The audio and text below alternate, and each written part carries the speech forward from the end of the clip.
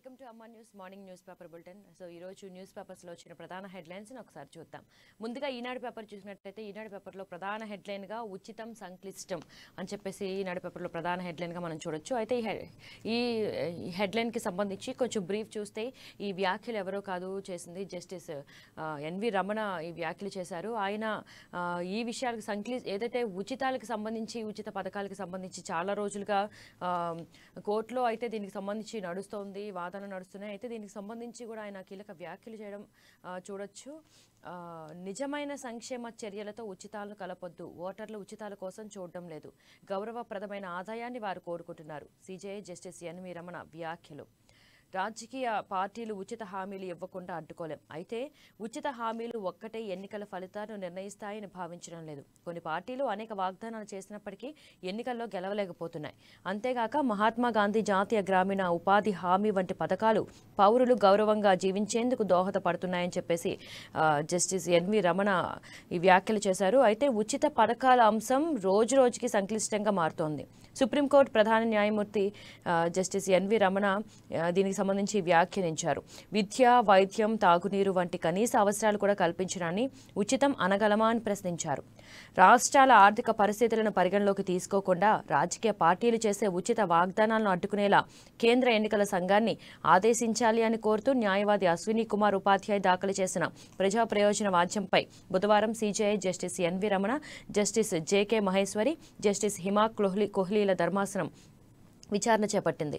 ఉచిత తాయిలాలు, అసలైన సంక్షేమ పథకాల మధ్య గందరగోళానికి గురి కాకూడదని ధర్మాసనం తేల్చి చెప్పింది. ఎవరికీ ఏదీ ఉచితంగా రాదనే నానుడిని ప్రస్తావించింది.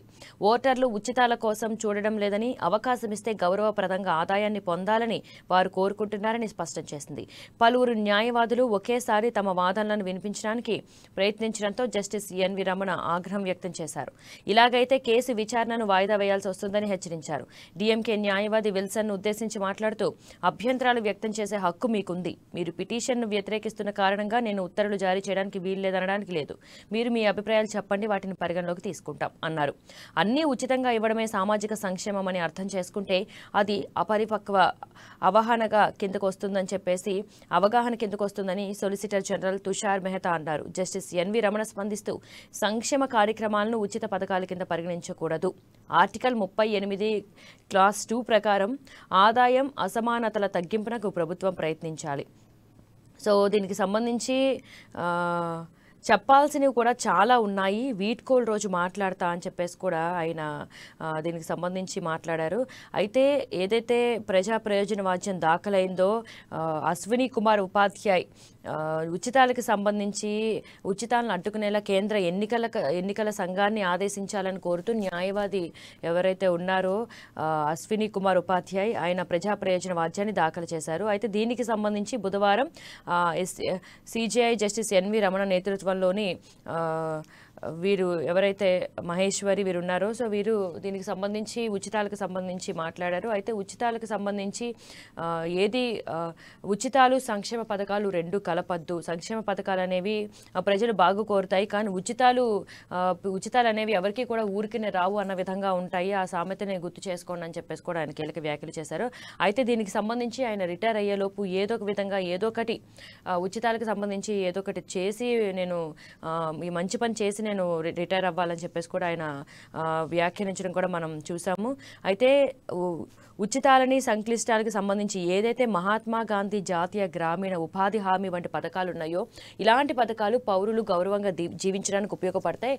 కానీ ఉచితాలకు సంబంధించి ఊరికనే డబ్బులు వేస్తూ ఉంటే వారు గౌరవంగా జీవించడానికి ఏమాత్రం ఉపయోగపడవు అని చెప్పేసి కూడా మనం అర్థం చేసుకోవచ్చు. సో ఇక్కడైనా ఉచితాలు ఆపడానికి అంటే ఎన్నికల్లో చాలా రాజకీయ పార్టీలు హామీలు ఇస్తాయి, ఉచితంగా ఇది చేస్తాం అది చేస్తామని. కానీ కొన్ని నెరవేరుస్తే కొన్ని నెరవేరు, కొన్ని పార్టీలు గెలిస్తే కొన్ని పార్టీలు గెలవు, ఎన్ని హామీలు ఇచ్చినా కానీ గెలిచిన పార్టీలు కూడా సంక్షేమ పథకాల వైపు మొగ్గు చూపాలి, ఉచితాల వైపు మొగ్గు చూపొద్దని కూడా చాలామంది ఆర్థిక నిపుణులు అభిప్రాయపడుతున్నారు. ఎందుకంటే ఉచితాలు ఇస్తూ పోతూ ఉంటే భారతదేశం కూడా మరో శ్రీలంక అవుతుంది ఖచ్చితంగా అని చెప్పేసి కూడా ఆర్థిక నిపుణులు అభిప్రాయపడుతున్నారు. సో దీనికి సంబంధించి ఆందోళన అయితే వ్యక్తమవుతోంది. ఇలా ఉచితాలు ఇచ్చుకుంటూ పోతుంటే ప్రజలకు కూడా పని చేయడానికి, గౌరవంగా బతకడానికి అవకాశం ఉండదు, పని చేసుకోవడానికి అవకాశం ఉండదు.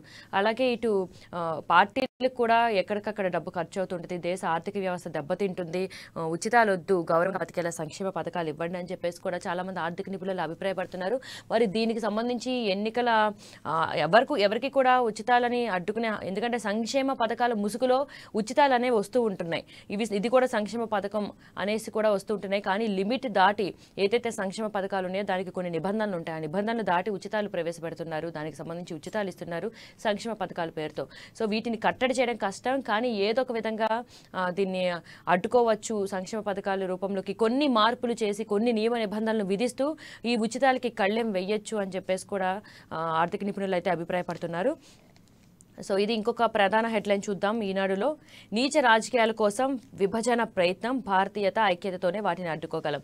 సో ఈ వ్యాఖ్యలు ఎవరో కాదు, సీఎం కేసీఆర్ చేశారు కీలక వ్యాఖ్యలు. అయితే మేడ్చల్ కలెక్టరేట్ ప్రారంభోత్సవ సభలో సీఎం కేసీఆర్ మాట్లాడుతూ కూడా ఒక్కసారి విద్వేషం పెచ్చరిల్లితే మళ్లీ ఏకం కాలేమని వ్యాఖ్య. 46 లక్షల మంది పింఛన్దారులకు కొత్త కార్డుల పంపిణీకి ఏర్పాట్లు చేసినట్టు కూడా వెల్లడి. సో దీనికి సంబంధించి కొంచెం బ్రీఫ్ చూద్దాం. కులం, మతం, నీచమైన రాజకీయాల కోసం దేశాన్ని విడదీసే ప్రయత్నం జరుగుతోందని, ఇది ఏ రకంగానూ మంచిది కాదని సీఎం కేసీఆర్ అన్నారు. దుర్మార్గులు, విచ్ఛిన్న శక్తులు రాజకీయాల కోసం ఎంతకైనా తెగించేవారు ఉంటారని, అబద్ధమేదో నిజమేదో తెలుసుకుని జాగ్రత్తగా ఉంటేనే సమాజం, రాష్ట్రం, దేశాన్ని కాపాడుకోగలవన్నారు. దశాబ్దాలుగా ఎంతో గోసపడ్డామని, ఇప్పుడైనా అప్రమత్తంగా ఉంటూ లభించిన శాంతి, సుఖం, ఆస్తులు కాపాడుకోవాలని ప్రజలకు పిలుపునిచ్చారు. ఎంతో మంది త్యాగాలు చేసి దేశానికి స్వాతంత్రం తీసుకొచ్చారని, స్వాతంత్ర ఫలాన్ని పూర్తి స్థాయిలో అనుభవించాలంటే సమాజంలో కులం, మతం, వర్గం అనే విభేదాలు ఉండకూడదన్నారు. ఇక ఇలాంటి భేదాలు పోవాలంటే భారతీయత, ఐక్యత ప్రజలందరిలో రావాలని ఆకాంక్షించారు.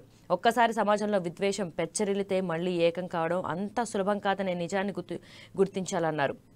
మేడ్చల్ మల్కాజ్గిరి జిల్లా సామీర్పేట మండలం అంతాయిపల్లిలో నిర్మించిన సమీకృత కలెక్టరేట్ భవనాన్ని బుధవారం సీఎం ప్రారంభించారు. ఈ సందర్భంగా సీఎం, మంత్రులు మల్లారెడ్డి, వేముల ప్రశాంత్ రెడ్డి సమక్షంలో కలెక్టర్ ఎస్ హరీష్ బాధ్యతలు స్వీకరించారు.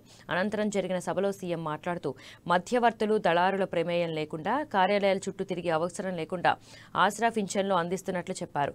రాష్ట్రంలో పాత, కొత్త ఆసరా పింఛనుదారులు కలిపి సుమారు 46 లక్షల మందికి వారం 10 రోజుల్లో ఎలక్ట్రానిక్ బార్కోడ్తో కూడిన కొత్త స్మార్ట్ కార్డులు ఇవ్వనున్నారని ప్రకటించారు.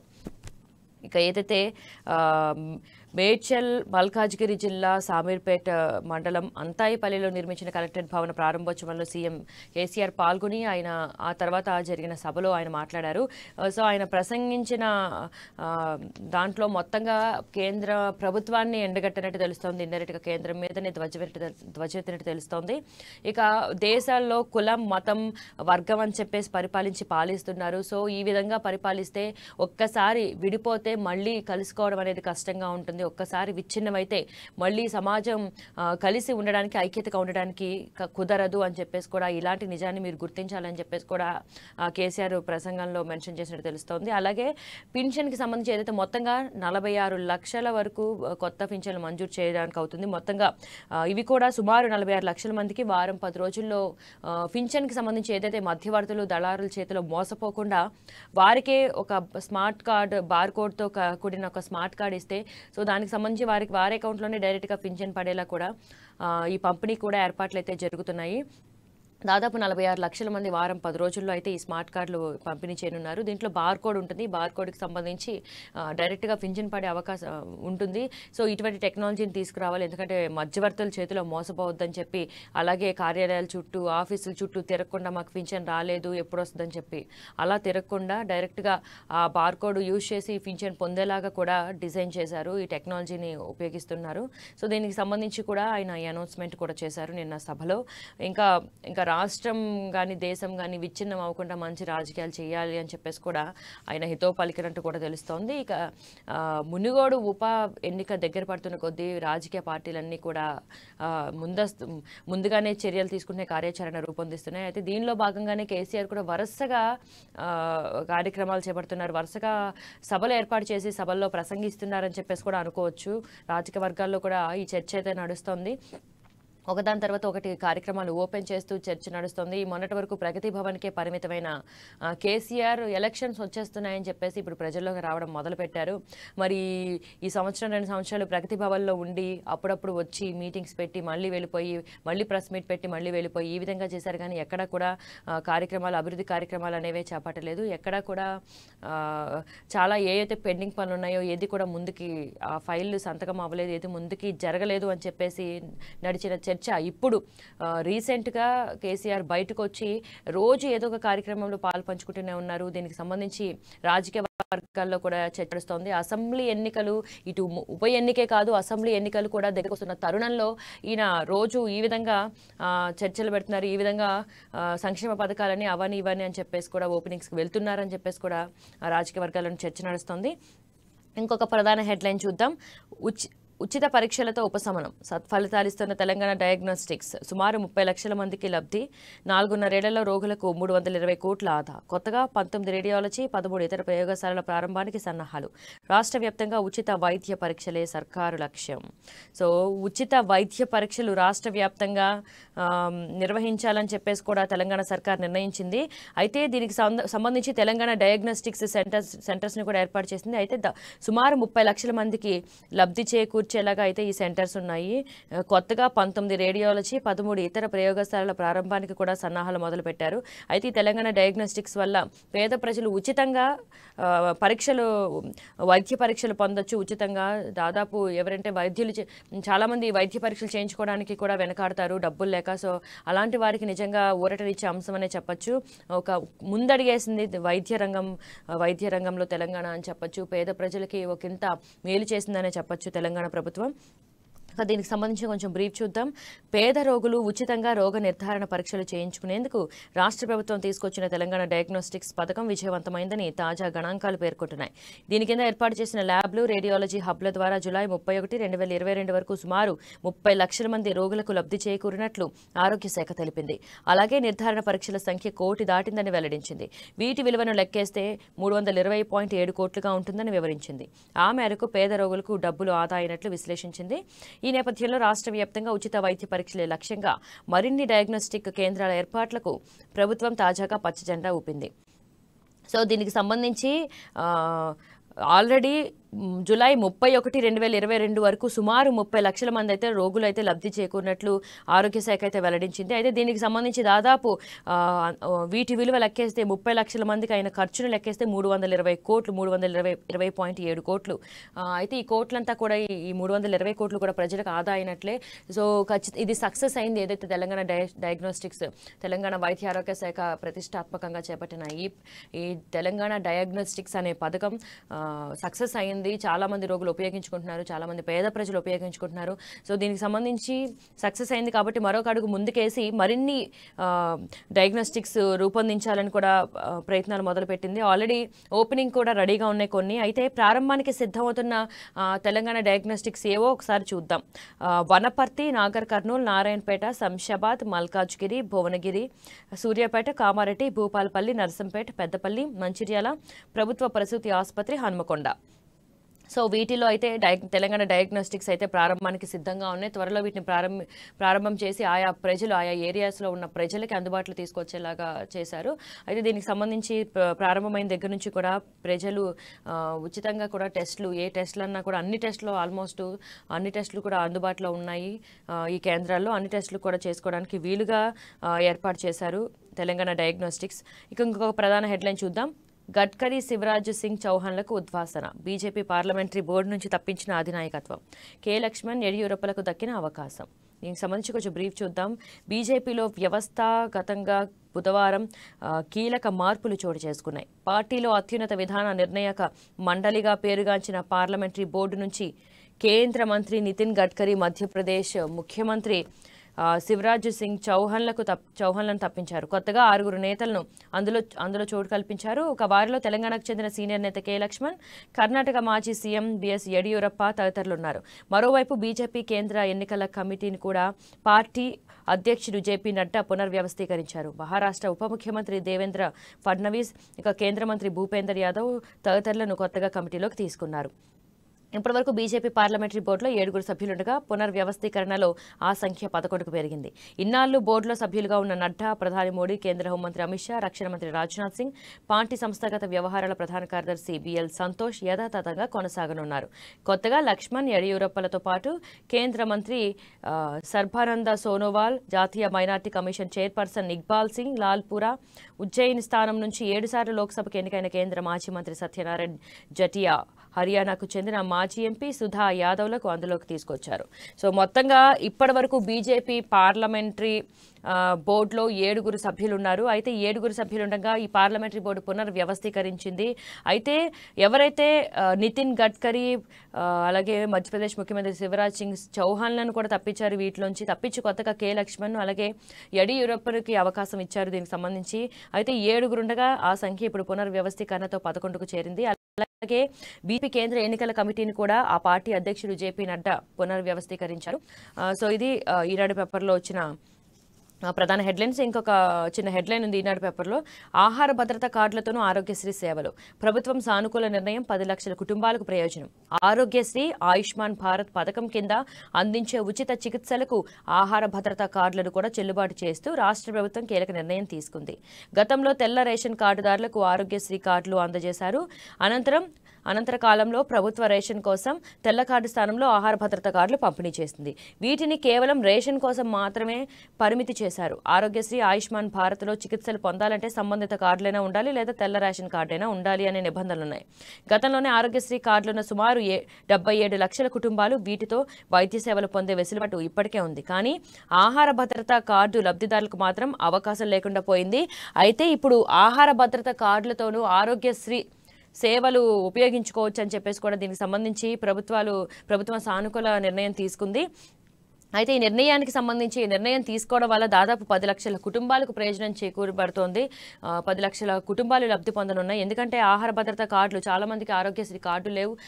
ఏదైతే తెల్ల రేషన్ కార్డుతో ఆహార భద్రత కార్డులు అయితే ఇచ్చారు, ఏదైతే రేషన్ తీసుకోవడానికి ఆహార భద్రత కార్డుకి సంబంధించి ఎందుకంటే ఇప్పుడు ఏదైనా చికిత్స చేయించుకోవాలన్నా ఏదైనా ఆరోగ్యశ్రీ అయినా ఉండాలి లేకపోతే తెల్ల రేషన్ కార్డు అయినా ఉండాలి. సో దీనికి సంబంధించి 2 కార్డులు లేని వారికి ఆహార భద్రత కార్డు ఉన్నా సరిపోతుంది. ఆ కార్డుతో కూడా చికిత్స చేయించుకోవచ్చు, ఆరోగ్యశ్రీ కిందే వర్తిస్తుంది అని చెప్పేసి కూడా ప్రభుత్వం అయితే సానుకూల నిర్ణయం తీసుకుంది. సో ఈ నిర్ణయానికి సంబంధించి 10 లక్షల మంది కుటుంబాలు ఊరట పొందే అవకాశం కూడా కనిపిస్తోంది. ఇది ఈనాడు పేపర్లో వచ్చిన ప్రధాన headline. So next Andhra Jyothi paper చూద్దాం. ఆంధ్రజ్యోతి పేపర్లో వచ్చిన ప్రధాన హెడ్లైన్గా కాళేశ్వరంలో ఇప్పటికే 1000 కోట్ల అవినీతి. సో కాళేశ్వరానికి సంబంధించి ప్రధాన హెడ్లైన్గా మనం చూడొచ్చు ఆంధ్రజ్యోతి పేపర్లో. సో ఇప్పటికే 1000 కోట్ల అవినీతి జరిగింది కాళేశ్వరంలో అని చెప్పేసి కూడా అభిప్రాయపడుతున్నారు. పంప్ హౌస్ల మరమ్మతుల పేరుతో మళ్లీ జరుగుతోంది. కేంద్ర జలశక్తి శాఖ మంత్రి గజేంద్ర సింగ్ షేకావత్ ఆరోపణ. కేంద్రం నుంచి పైసలు వస్తలేవు, ఏం చేద్దాం? కాళేశ్వరం కార్పొరేషన్ భేటీలో అధికారులు. పనులు ముందుకెళ్లాలంటే రాష్ట్ర ప్రభుత్వమే వనరులు ఇవ్వాల్సి ఉంటుందని అభిప్రాయం. సో ఇప్పటికే కాళేశ్వరంలో 1000 కోట్ల అవినీతి జరిగిందని చెప్పేసి కూడా కేంద్ర జలశక్తి శాఖ మంత్రి గజేంద్ర సింగ్ షేకావత్ ఆరోపణ చేశారు. అయితే కాళేశ్వరం ప్రాజెక్టులో 1000 కోట్ల అవినీతి జరిగింది. మరి ఇప్పుడు పంప్ హౌసులు మునిగిపోయాయి. మరి వాటి పునర్నిర్మాణం మరమ్మతుల పేరుతో మళ్లీ 1000 కోట్ల రూపాయల అవినీతి జరుగుతోంది అని కేంద్ర జలశక్తి శాఖ మంత్రి షేకావత్ ఆరోపించారు.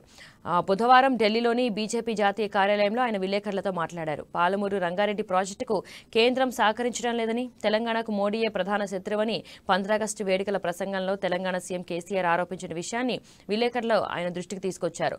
దీనిని ఆయన అవినీతి హద్దులు దాటిన వారే తెలంగాణకు కాళేశ్వరం డ్రీమ్ ప్రాజెక్ట్ అంటూ అబద్దాలు చెప్పారు.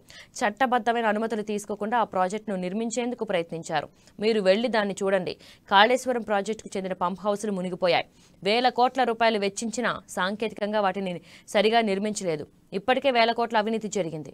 ఇప్పుడు ఆ పంప్ హౌసులు మునిగిపోయాయి. వాటి మరమ్మతుల పేరుతో మళ్లీ 1000 కోట్ల అవినీతి జరుగుతోంది అని సమాధానం ఇచ్చారు. ఇక మరోవైపు కాళేశ్వరం ఇరిగేషన్ కార్పొరేషన్కు కేంద్ర విద్యుత్ సంస్థల నుంచి రుణాలు ఆగిపోవడంతో తదుపరి చర్యలపై అధికారులు మల్లగుల్లాలు పడుతున్నారు. బుధవారం హైదరాబాద్లోని జలసౌధలో కార్పొరేషన్ పాలక మండలి సమావేశం జరిగింది. దీనికి నీటిపారుదల శాఖ ప్రత్యేక ప్రధాన కార్యదర్శి డాక్టర్ రజత్ కుమార్తో పాటు కార్పొరేషన్ ఎండీ ఈఎన్సీ హరిరామ్, ఇతర డైరెక్టర్లు హాజరయ్యారు. కాళేశ్వరం ఇరిగేషన్ కార్పొరేషన్కు కాళేశ్వరం ఎత్తిపోతల పథకానికి సంబంధించి కూడా మల్లగుల్లాలు అయితే పడుతున్నారు. అయితే ఏదైతే గజేంద్ర సింగ్ షేకావత్ని విలేకరులు ప్రశ్నించారు. అయితే ఆ ప్రెస్ మీట్లో ఆయన విలేకరులు అయితే తెలంగాణ ప్రజలకి ప్రధాని శత్రువు, మోడీ తెలంగాణ అభివృద్ధికి ఇదవ్వట్లేదు, పాలమూరు ప్రాజెక్టుకి ఒప్పుకోవట్లేదు, నిధులు మంజూరు చేయట్లేదు, పర్మిషన్ ఇవ్వట్లేదు అని చెప్పేసి కూడా రకరకాలుగా కేసీఆర్ అయితే కేంద్రం మీద ఆరోపణలు అయితే చేశారు. అయితే దీనికి సంబంధించి వ్యాఖ్యానించారు. ఆరోపణలని మనం అనలేం, ఆయన అయితే వ్యాఖ్యానించారు, విమర్శలు అయితే గుప్పించారు ప్రధాని మోడీ మీద. అయితే దీనికి సంబంధించి కేంద్ర జలశక్తి శాఖ మంత్రి గజేంద్ర సింగ్ షేకావత్ని విలేకరులు అడిగిన ప్రశ్నకి తెలంగాణకు సంబంధించి ఆయన ఆన్సర్ ఇచ్చారు. కాళేశ్వరం ప్రాజెక్టు 1000 కోట్ల అవినీతికి పాల్పడింది. ఇన్ని కోట్లు ఖర్చు చేసినా అసలు చట్టబద్ధమైన పర్మిషన్స్ కూడా సరిగా తీసుకోకుండానే మొదలు పెట్టారు. పంప్ హౌస్లు మునిగిపోయాయి. ఆల్రెడీ అవినీతి జరిగింది 1000 కోట్లు. టెక్నాలజీ పరంగా ఎటువంటి కట్టుదిట్టంగా ఏర్పాటైతే చేయలేదు. ఇప్పుడు పంప్ హౌస్లు మునిగిపోయినాయి. ఇప్పుడు కూడా మళ్ళీ 1000 కోట్లు అవినీతి చేయడానికి ముందుకెళ్తున్నారు. రిపేర్ల పేరుతో అవినీతి చేయడానికి సిద్ధమయ్యారని చెప్పేసి కూడా ఆయన కీలక వ్యాఖ్యలు చేయడం జరిగింది. దీనికి సంబంధించి మరి ఈ వ్యాఖ్యలకు సంబంధించి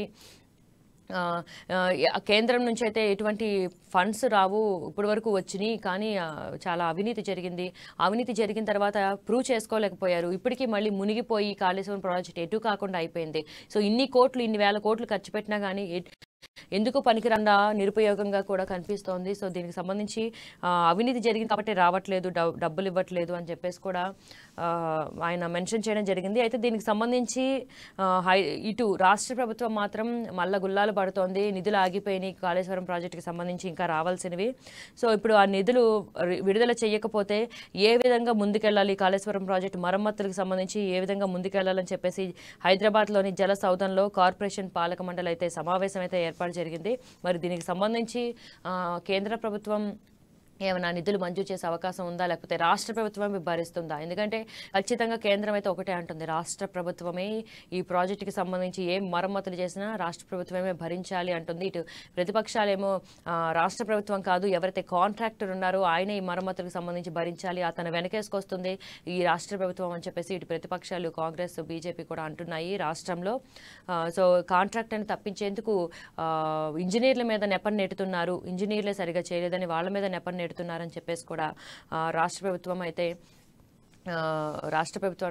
చేస్తున్న ఈ తప్పుదాలకు సంబంధించి ప్రతిపక్ష నాయకులు ఎవరైతే కాంగ్రెస్, బీజేపీ ఉన్నారో సో వీరు దుమ్మెత్తి పోస్తున్నారు ఈ కాళేశ్వరం ప్రాజెక్టుకి సంబంధించి. ఇకనైనా రాష్ట్ర ప్రభుత్వం ఖర్చు పెడితే ఖచ్చితంగా అది మళ్ళీ ప్రజల మీదే దెబ్బ పడుతుంది, ప్రజలను అడ్డు విరుస్తారు మళ్ళీ కాళేశ్వరం ప్రాజెక్టు మరమ్మతుల పేరుతో. సో దీనికి సంబంధించి కాంట్రాక్టరే భరించాల్సిందే, కాంట్రాక్టర్ భరించేలా చెయ్యాలి ప్రభుత్వం అని చెప్పేసి ప్రతిపక్ష వాళ్ళు అయితే డిమాండ్ చేస్తున్నారు. అయితే కాంట్రాక్ట్ని కప్పిపుచ్చుకునేలా, కాంట్రాక్ట్ని తప్పించేలా కూడా ప్రభుత్వం వ్యవహరిస్తోందని చెప్పేసి కూడా ధ్వజమెత్తారు ఇంజనీర్ల మీద నెపం నెడుతూ. సో దీనికి సంబంధించి మరి కాళేశ్వరం ప్రాజెక్టు మరమ్మతులకు సంబంధించి ఎన్నో 1000 కోట్లు పెట్టి ప్రతిష్టాత్మకంగా నిర్మించిన ఈ ప్రాజెక్ట్ ఇప్పుడు నిజంగా మునిగిపోయి, పంప్ హౌస్లు మునిగిపోయి ఎటు కాకుండా ఉన్న పరిస్థితి అయిపోయింది. మరి వాటికి ఖచ్చితంగా డబ్బులుంటేనే ఏదైనా చేయగలం. మరి ఆ డబ్బులు రాష్ట్ర ప్రభుత్వం కేంద్రం నుంచి వసూలు చేస్తుందా, లేకపోతే ఇటు కాంట్రాక్టర్ నుంచి వసూలు చేస్తుందా, మరి సొంతంగా ప్రభుత్వమే పెట్టుకుని ఈ విధంగా మరమ్మతులు చేస్తుందా అనేది అయితే వేచి చూడాల్సిందే. సో ఇంకొక ప్రధాన హెడ్లైన్ చూద్దాం. కాళేశ్వరానికి సంబంధించి కాంగ్రెస్ నేతల కాళేశ్వరం పర్యటన ఉద్రిక్తత, భట్టి నేతృత్వంలో ప్రాజెక్టు సందర్శనకు నేతలు భూపాల్పల్లి అడ్డుకున్న పోలీసులు ఇక అరెస్ట్ చేశారు. పోలీసుల తోపులాట్లో భట్టికి స్వల్ప అస్వస్థత, ప్రాజెక్టు కట్టేటప్పుడు బస్సులో తీసుకెళ్లారు, ఇప్పుడు అవినీతి బయటపడుతుందని అడ్డుకున్నారు. భట్టి ప్రాజెక్టుల సందర్శనకు ఏర్పాట్లు చేయాలి, లేదంటే పెద్ద ఎత్తున ఉద్యమం చేస్తాం. అయితే దీనికి సంబంధించి ప్రాజెక్టు దగ్గరికి అయితే ఎవరిని వెళ్ళనివ్వట్లేదు. కాళేశ్వరం ప్రాజెక్టు దగ్గరికి అయితే భట్టి నేతృత్వంలో ప్రాజెక్టుల సందర్శనకు ముందుకు కదిలారు నేతలు. అయితే వారిని అడ్డుకున్నారు. అయితే ఇప్పుడు ప్రతిపక్షాలు ఏం స్పందిస్తున్నాయి, ఏమంటున్నాయి, ప్రాజెక్ట్ కట్టేటప్పుడు మాత్రం బస్సులో తీసుకెళ్లారు, ఇప్పుడు చూస్తామంటే ఎందుకు అడ్డుకుంటున్నారని చెప్పేసి కూడా భట్టి విక్రమార్క మాట్లాడుతున్నారు. ప్రభుత్వాన్ని ప్రశ్నించారు, కరెక్ట్ కాదని చెప్పి ప్రాజెక్టుల సందర్శనకు ఏర్పాట్లు చేయాలి, లేకుంటే పెద్ద ఎత్తున ఉద్యమం చేస్తామని చెప్పేసి కూడా ఇటు రేవంత్ రెడ్డి ప్రభుత్వానికి సూచించడం జరిగింది. అయితే వార్నింగ్ ఇచ్చారని అనుకోవచ్చు, ఎందుకంటే ఆల్రెడీ చాలా విధంగా శతవిధాల ప్రయత్నాలు చేస్తున్నారు కాళేశ్వరం ప్రాజెక్టుని చూడడానికి. మరి ఏ విధంగా వీళ్ళు కాళేశ్వరం ప్రాజెక్టుని, ఎందుకంటే పంప్ హౌస్లు మునిగిపోయి అస్తవ్యస్తంగా ఉంది కాళేశ్వరం ప్రాజెక్ట్, అది మేము చూసి సందర్శించి మేము ప్రూవ్ చేస్తామన్న విధంగా కూడా వీరు ముందుకెళ్తున్నారు. కానీ ఏ విధంగా కూడా పోలీసులు ఎక్కడికక్కడ అడ్డుపడి అరెస్టులు చేస్తున్నారు. ఉద్రిక్తత వాతావరణం అయితే చోటు చేసుకుంది ఈ కాళేశ్వరం ప్రాజెక్టుకి సంబంధించి. ఇకనైనా అడ్డు చెప్పొద్దు, వెళ్ళనివ్వాలి, వెళ్ళనివ్వకపోతే మేము పెద్ద ఎత్తున ఉద్యమం చేస్తామని కూడా రేవంత్ రెడ్డి ఇటు హెచ్చరికలు అయితే జారీ చేశారు. సో ఇంకొక ప్రధాన హెడ్లైన్ చూద్దాం. రజనీకాంత్కు గవర్నర్ పదవి అని ఒక క్వశ్చన్ మార్క్ అయితే పెట్టారు ఆంధ్రజ్యోతిలో. బీజేపీ ఆఫర్కు నటిడి సానుకూలత, అభిమానుల ఓట్లపై కాషాయదళం గురి, తమిళనాట పాగా వేసేందుకు సన్నాహాలు. ఇక తమిళనాట పాగా వేసేందుకు బీజేపీ సన్నాహాలు చేస్తోందని అనుకోవచ్చు. అభిమానుల ఓట్లను గుంజుకోవచ్చు ఈ విధంగా అని చెప్పేసి కూడా ఒక ఎత్తుగడ వేసిందనే చెప్పుకోవచ్చు. తమిళనాడులో పాగా వేయడానికి రజనీకాంత్ అంటే మనకి తెలుసు, మన ఇండియా మొత్తం కూడా ఎంతో మంది, ఎన్నో లక్షల మంది, కొన్ని కోట్ల మంది అభిమానులు ఉన్న హీరో రజనీకాంత్. మరి ఆ తమిళనాట ఆయనకున్న రెస్పెక్ట్, ఆయనని ఒక దేవుళ్ళ కొలుస్తారు తమిళనాట. సో అలాంటి చోట ఆయనకి ఖచ్చితంగా గవర్నర్ పదవి ఇస్తే 100% వారి అభిమానుల ఓట్లు బీజేపీ కొల్లగొట్టచ్చు అనే బీజేపీ ఎత్తుగడి వేసింది. దీనికి సంబంధించి గవర్నర్ పదవి ఆఫర్ చేసినట్టు, ఆయన సానుకూలంగా స్పందించినట్టు ఆ పదవికి సంబంధించి కూడా ఊహాగానాలు అయితే వచ్చినాయి. దీనికి సంబంధించి రాజకీయ వర్గాల్లో చర్చ నడుస్తోంది. సో గవర్నర్ పదవి ఖచ్చితంగా బీజేపీ ఆఫర్ చేసింది. కానీ ఇప్పుడు రజనీకాంత్ కనుక ఒప్పుకున్నట్లయితే, గవర్నర్ పదవికి ఓకే చెప్పినట్లయితే 100% ఏదైతే అభిమానులు ఉన్నారో, తమిళ ప్రజలు ఉన్నారో, తమిళనాడులో బీజేపీ పాగా వేసేందుకు ఎదురు లేదనే చెప్పచ్చు. ఒకవేళ ఆయన తీసుకోకపోతే కనుక బీజేపీకి ఎదురుదెబ్బ తగిలిందని చెప్పొచ్చు తమిళనాడులో. సో మరి ఏం జరుగుతుందో చూడాలి. మరి రజనీకాంత్ ఏ విధంగా స్పందిస్తారు, ఎవరికి గవర్నర్ పదవి వారిస్తుంది అనేది మనం వేచి చూడాల్సి. ఇంకొక ప్రధాన హెడ్లైన్ చూద్దాం. సర్పంచ్కి 20 లక్షలు, అడ్వాన్స్గా 10 లక్షలు, ఎంపీటీ సభ్యులకు అదే రేటు, మునుగోడులో ప్రజాప్రతినిధుల కొనుగోలు, టీఆర్ఎస్ నుంచి 10 మంది బీజేపీకి జంప్, కోటి అడ్వాన్స్గా ఇచ్చిన కమలం నేతలు, కాంగ్రెస్ నుంచి టీఆర్ఎస్కు వలసలు, తలా 10 లక్షలు, 2 దళిత బంధు యూనిట్లు, బేరసారాల దెబ్బకు కాంగ్రెస్ విలవిల. సో దీనికి సంబంధించి సర్పంచ్కి 20 లక్షలు, అడ్వాన్స్గా 10 లక్షలు. సో ఏదైతే ఇప్పుడు మునుగోడు బైపాల్ ఉందో దీనికి సంబంధించి భారీగా బేరసారాలు జరుగుతున్నాయని అనుకోవచ్చు. దీనికి సంబంధించి ఆంధ్రజ్యోతిలో క్లియర్ కట్గా ఇచ్చారు. మునుగోడులో బేరసారాలు జరుగుతున్నాయి. ఇటు టీఆర్ఎస్ నుంచి బీజేపీలోకి రావడానికి ఇంత అమౌంట్ అని అడ్వాన్స్గా 10 లక్షలని ఇచ్చేస్తున్నారు. 2 దళిత బంధు యూనిట్లని ఇటు టీఆర్ఎస్లోకి జంప్ అయితే తలా 10 లక్షలు, 2 దళిత బంధు యూనిట్లు. టీఆర్ఎస్లోకి జంప్ అయితే ఎవరైనా బీజేపీలోకి జంప్ అయితే ఏ పార్టీ వాళ్ళైనా, లేకపోతే టీఆర్ఎస్ పార్టీ వాళ్ళైనా బీజేపీలోకి జంప్ అయితే 20 లక్షలు ఆఫర్ చేస్తుంది. ముందుగా అడ్వాన్స్గానే 10 లక్షలు వేసేస్తున్నారు. సో కోటి కూడా ఓవరాల్గా ఒక ₹1 కోటి అడ్వాన్స్గా కమలదళం ఇచ్చింది అని చెప్పేసి కూడా రాజకీయ వర్గాల చర్చ నడుస్తోంది. దీనికి సంబంధించి ఇద్దరి మధ్యలో కాంగ్రెస్ నలిగిపోతుందనే చెప్పచ్చు. ఎందుకంటే ఇటు కోట్లు వెచ్చించి అటు ప్రజాప్రతినిధుల్ని, అధికారులని కొనేస్తున్నారు, సర్పంచ్లని, ఎంపీటీసీలని, సభ్యుల్ని కూడా కొనేస్తున్నారు. లక్షలు కోట్లు వెచ్చించి ఇటు బీజేపీ, టీఆర్ఎస్ 2 పార్టీలు కూడా కొనుక్కుంటున్నాయి. కానీ కాంగ్రెస్ మధ్యలో వెలవెల్లాడుతోంది, ఎటు తేల్చుకోలేకపోతోంది కాంగ్రెస్ అని చెప్పేసి కూడా ఆంధ్రజ్యోతి పేపర్లో మెన్షన్ చేశారు. ఈ మునుగోడు ఉప ఎన్నిక నేపథ్యంలో నియోజకవర్గంలో పార్టీ ఫిరాయింపులు కూడా ఎక్కువైపోయినాయి. ఈ పార్టీ ఫిరాయింపులు జోరుగా సాగుతున్నాయి. స్థానిక ప్రజాప్రతినిధులు, నాయకులతో నిరంతరం బేరసారాలు, బేరం కుదరగానే అర్ధరాత్రి అపరాత్రి అనే తేడా లేకుండా కీలక నేతల ఇళ్లకు తీసుకెళ్లడం, కండువాలు కప్పడం రివాజ్గా మారింది. దీంతో రోజురోజుకు ప్రజాప్రతినిధుల డిమాండ్ ఆకాశాన్ని అంటుతోంది. ప్రధాన పార్టీలకు ఉప ఎన్నిక ప్రతిష్టాత్మకంగా మారడంతో ఆయా పార్టీల నేతలు విధి లేక డిమాండ్ను అంగీకరించాల్సిన పరిస్థితి ఏర్పడింది. ఇంకా టీఆర్ఎస్కు గండికొట్టి బీజేపీకి గండికొట్టి టీఆర్ఎస్ 2 పార్టీలు కూడా ఒకరినొకరు ప్రజాప్రతినిధులను కొనుక్కునే పనిలో పడ్డారు, అధికారులను కొనుక్కునే పనిలో పడ్డారు. ఇటు వచ్చి కాంగ్రెస్ మాత్రం విలవెల్లాడుతోందని చెప్పేసి కూడా ఇందులో మెన్షన్ చేశారు. ఇంకొక ప్రధాన headline. Gadkari, Shivraj out, BJP parliamentary బోర్డులో లక్ష్మణ్ యడ్యూరప్పలకు చోటు. సో దీనికి సంబంధించి ఆల్రెడీ మనం చూసాము. పార్లమెంటరీ బోర్డులో 11 మందిని, మొత్తంగా 11 మందిని తీసుకున్నారు. అందులో మన తెలంగాణకు చెందిన లక్ష్మణ్కి అవకాశం దక్కింది. సో ఈ విషయం ఆల్రెడీ దీనికి సంబంధించి మనం ఇందాక బ్రీఫ్గా డిస్కస్ చేసాం. కేసీఆర్ పనైపోయింది, చప్పట్ల కోసం అడుక్కుంటున్నారు, ప్రజలు ఆయన్ని నమ్మడం లేదు, మునుగోడులో బీజేపీ గెలుపు ఖాయం, కాంగ్రెస్ మునుగుతున్న నావ, కమ్యూనిస్టు పార్టీల నాయకులు ఎర్రగులాబీలు, బండి సంజయ్ పాదయాత్ర 1000 కిలోమీటర్ల పూర్తి, రాష్ట్ర బీజేపీ పదాధికారులతో భేటీ, జనగామలో ముత్తిరెడ్డి బీజేపీ నేతల పోటాపోటీ ఫ్లెక్సీలు.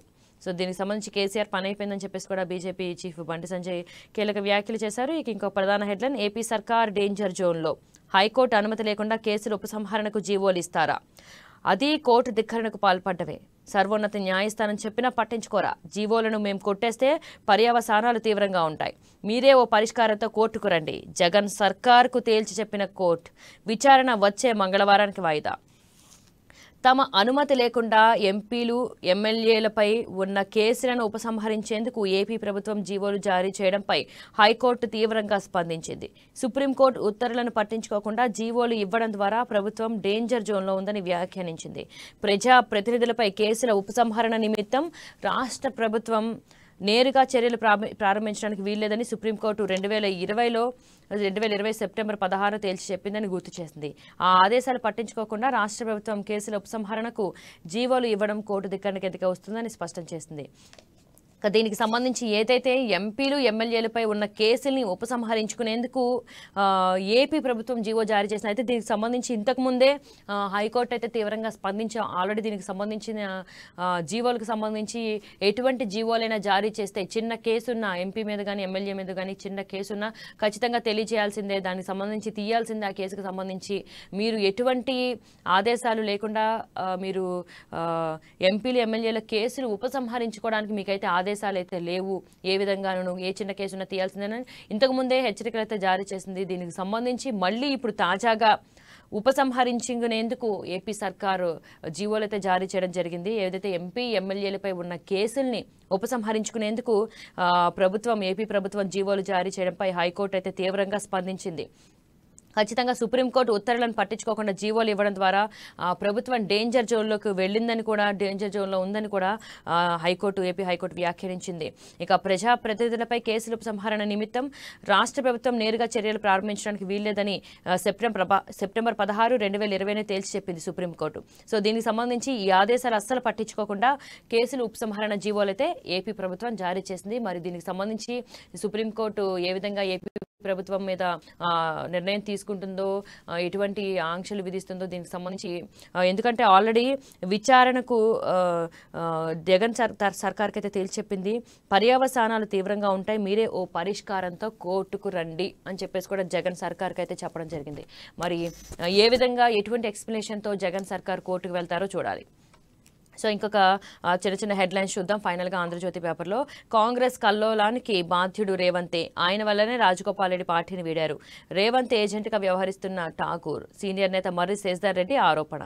ఇక కాంగ్రెస్లో లుకలుకలు మొదలయ్యాయి అనడానికి ఇదే ఉదాహరణ. కాంగ్రెస్లో కల్లోలానికి రేవంతే బాధ్యుడని చెప్పేసి కూడా శేషధర్ రెడ్డి ఆరోపణలు అయితే చేశారు. ఇక అభ్యర్థిని త్వరగా ఖరారు చేయాలి, సెప్టెంబర్ మొదటి వారంలోనే ప్రకటించాలి, కేసీఆర్ సభ రోజు గ్రామాల్లో పాదయాత్ర, ఠాగూర్కు రాష్ట్ర కాంగ్రెస్ నేతల సూచన, ఉప ఎన్నికల్లో గెలుపు కోసం 100 రోజుల కార్యాచరణ.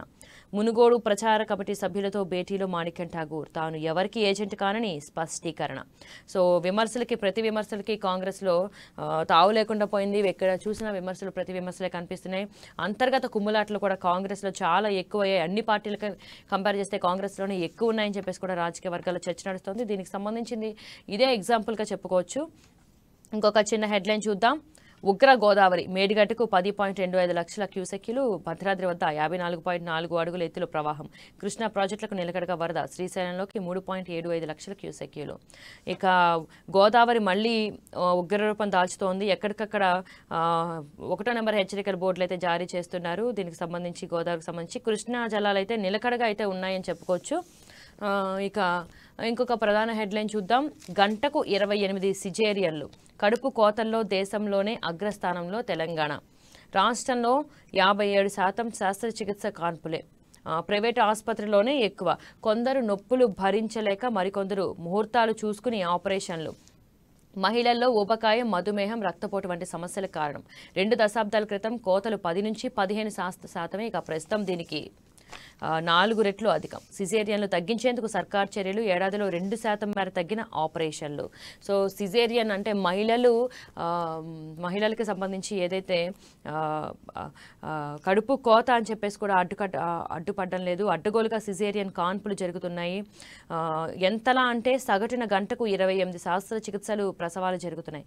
ప్రభుత్వ ఆసుపత్రిలో కాస్త తక్కువగా, ప్రైవేట్లో ఎక్కువగా జరుగుతున్నాయి. వైద్యారోగ్య శాఖ తాజా లెక్కల ప్రకారం రాష్ట్రంలో 57% సిజేరియన్లు జరుగుతున్నాయి. ప్రపంచవ్యాప్తంగా కోతల కాన్పులు సగటు 21% ఉండగా భారత్లో అది 22%గా ఉంది. ఇంకా దీనికి సంబంధించి 2030 నాటికి ప్రపంచవ్యాప్తంగా సిజేరియన్ ప్రసవాల శాతం 28.5కు పెరుగుతుందని ప్రపంచ ఆరోగ్య సంస్థ చెబుతోంది. కానీ రాష్ట్రంలో ఇప్పుడు దానికి రెట్టింపు స్థాయిలో సిజేరియన్లు జరుగుతున్నాయి. సో తెలంగాణ రాష్ట్రంలో సిజేరియన్లు అయితే ఎక్కువగా జరుగుతున్నాయని చెప్పేసి కూడా ఆంధ్రజ్యోతి పేపర్లో మెన్షన్ చేశారు.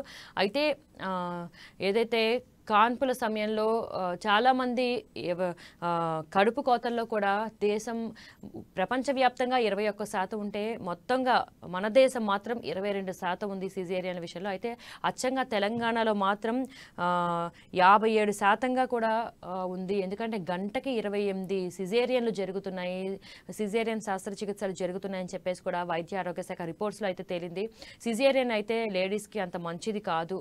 సో దానివల్ల పోస్ట్ ఎఫెక్ట్స్ ఉంటాయి, ఏవైతే తర్వాత పర్యవసానాలు చాలా ఉంటాయి. అయితే దీనికి సంబంధించి కాన్పులకు సంబంధించి ప్రభుత్వ ఆసుపత్రిలో కన్నా ప్రైవేట్ ఆసుపత్రిలోనే ఎక్కువగా కాన్పులు ఈ సిజేరియన్ కాన్పులకి పాల్పడుతున్నారు. అయితే దీనికి సంబంధించి పోస్ట్ ఎఫెక్ట్స్ ఏవైతే సిజేరియన్ తర్వాత, ఎందుకంటే నొప్పులు భరించలేక కొంతమంది సిజేరియన్ వైపు వెళ్తుంటే కొంతమంది ముహూర్తాలు చూసుకుని ఆ ముహూర్తం రోజు గనక కాన్పు జరిగితే మంచిదని ఆ ముహూర్తానికి నార్మల్ డెలివరీ కాకపోతే సిజేరియన్ వైపు వెళ్తారు. ఖచ్చితంగా ఆ ముహూర్తాలు బట్టి చూసుకుని కొంతమంది సిజేరియన్ వైపు వెళ్తున్నారు, నొప్పులు భరించలేక కొంతమంది సిజేరియన్ వైపు వెళ్తున్నారు. సో దీనికి సంబంధించి కూడా మన తెలంగాణ స్టేట్ గంటకు 28 అయితే సిజేరియన్స్ చేస్తోంది. దీన్ని దాదాపు 1 ఇయర్లో 2% అయితే తగ్గించారు. కానీ భవిష్యత్తులో తగ్గించడానికి వైద్య ఆరోగ్య శాఖ ప్రణాళికలు అయితే రచిస్తోంది. ఎందుకంటే మహిళల్లో చాలా ఎఫెక్ట్స్ ఉంటాయి. తర్వాత సిజేరియన్ తర్వాత లైక్ ఊబకాయం, మధుమేహం, రక్తపోటు వంటి ఎఫెక్ట్స్ అయితే వచ్చే అవకాశాలు ఉన్నాయి. ఇలాంటి ప్రమాదాలు అయితే ఉన్నాయి. ఇలాంటి సమస్యలకు కారణం అవుతుంది సిజేరియన్. కాబట్టి అందరూ నార్మల్ డెలివరీ వైపు మొగ్గు చూపడానికి ప్రభుత్వం అయితే చర్యలు తీసుకుంటోంది. దీనికి సంబంధించి అనేక కార్యక్రమాలు, అవగాహన కార్యక్రమాలు కూడా కల్పిస్తోంది. అయితే దీనికి సంబంధించి 4 రెట్ల మేర పెరిగినాయి. మరి ఇప్పుడు ఇంకా తగ్గించడానికి అయితే ప్రయత్నాలు అయితే చేస్తోంది. 2030 నాటికి భారతదేశం మొత్తంగా 28% వరకు వచ్చే అవకాశాలు కనిపిస్తున్నాయి. సో దీనికి తగ్గించడానికి వైద్య ఆరోగ్య శాఖ ఎక్కడికక్కడ ప్రయత్నాలు అయితే చేస్తోంది. ఇది ఆంధ్రజ్యోతిలో వచ్చిన ప్రధాన హెడ్లైన్స్. ఓవరాల్గా చూసుకున్నట్లయితే ఇవి ఈరోజు న్యూస్ పేపర్స్లో వచ్చిన ప్రధాన హెడ్లైన్స్. కీప్ వాచింగ్ అమ్మా న్యూస్.